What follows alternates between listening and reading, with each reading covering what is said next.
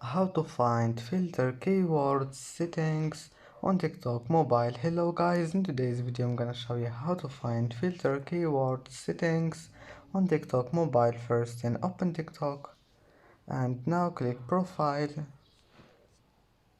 and here in the top these three lines, click on it and then click settings and privacy,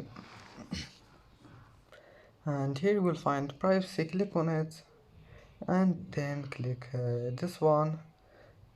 Scroll down until you find comments, click on it and scroll down again.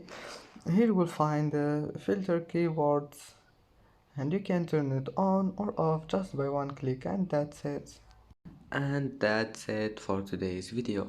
If you like this video, don't forget like and subscribe, and thank you for watching this video until the end, and see you in the next video.